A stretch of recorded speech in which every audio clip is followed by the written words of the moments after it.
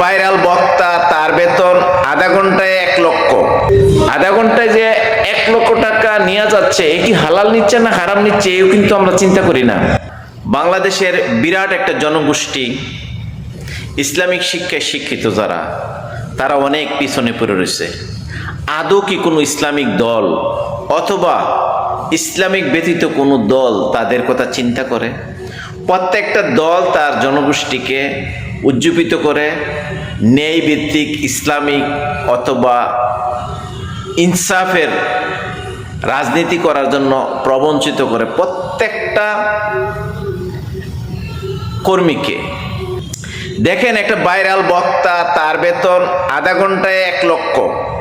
আর যিনি সারাটা মাস আপনাকে এবং আপনার সন্তানকে পড়াচ্ছে অথবা ইমামতি করছে আপনার মসজিদে, 5 ওয়াক্ত নামাজ পড়াচ্ছে, মুয়াজ্জিম আজান দিচ্ছে পুরো 1 মাস, তার বেতন 5,000, 7,000।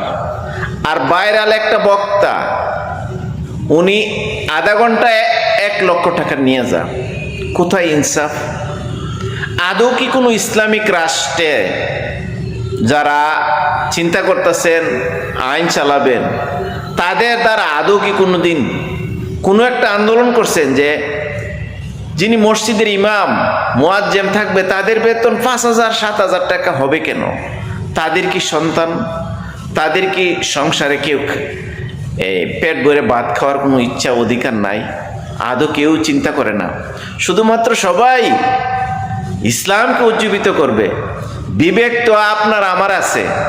আপনারা যারা ইসলামিক দল আছেন, আদৌ কোনো দলের নির্বাচনের ইস্তেহায় এগুলো রাখছেন যে একটা মসজিদের ইমাম, একটা মাদ্রাসার শিক্ষক, ধর্মীয় শিক্ষায় যারা আরবি শিক্ষা পড়ে, মক্তবে যারা পড়ায়, তাদের বেতন খুবই নিম্ন। আদৌ কোনো দল, কোনো ইসলামিক দল বলেন, কেউ কোনদিন তাদের আওয়াজ তুলে নাই যে তাদের এই অবস্থা, দুর্দশা? আমার ফ্যামিলিতে যদি 30, 40, 50 হাজার টাকা খরচ হয় মাসে, একজন ধর্মীয় শিক্ষক, একজন ইমাম যিনি নেতৃত্ব দিচ্ছেন সমাজের ইসলামিক কার্যক্রমে, ইমাম হয়েছে একজন নেতা, কিন্তু এই নেতার বেতন 5,000, 7,000, 10,000, এটা থেকে তার ফ্যামিলি চলে? আদৌ কি আমরা তাদের বিরুদ্ধে, তাদের ব্যাপারে কোনো আলোচনা করছি? সবাই বলি আমরা ইসলাম কায়েম করব। শুরু থেকে, প্রাইমারি লেভেল থেকে শুরু করেন না। আপনার সমাজে, আপনার মসজিদে, আপনার মক্তব মাদ্রাসায় যারা শিক্ষকতা করছে, তাদের বেহাল দশা, তাদের বেলা তো কেউ কিছু কথা বলেন না।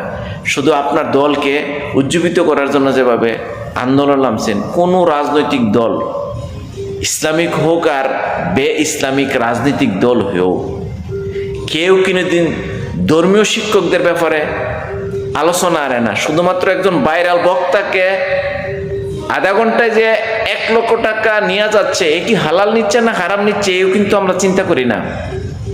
আমরা তাদেরকে দিয়ে দিচ্ছি, আর যারা নিচ্ছে তারাও চিন্তা করে না। এইটা কোন ধর্মে আছে? শুধুমাত্র উপমহাদেশে ইন্ডিয়া, পাকিস্তান, বাংলাদেশ আছে, আর কোনো মিডল ইস্টে যেখানে ইসলাম তৈরি হয়েছে তাদের দেশে এরকম নাই যে আধা ঘন্টার পারিশ্রমিক 1 লক্ষ টাকা। আফসোস হয়। আসেন আমরা ঐক্যবদ্ধ হই।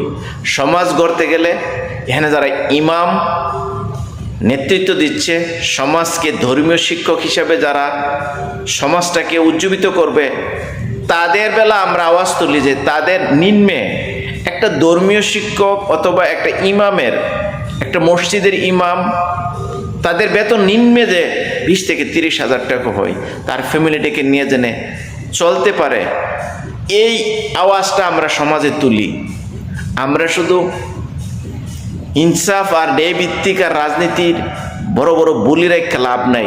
আমাদের সমাজে এই আওয়াজটা তুলতে হবে। তাদের বেতন সর্বোচ্চ থাকা খুবই জরুরি। ধন্যবাদ, সবাই ভালো থাকবেন।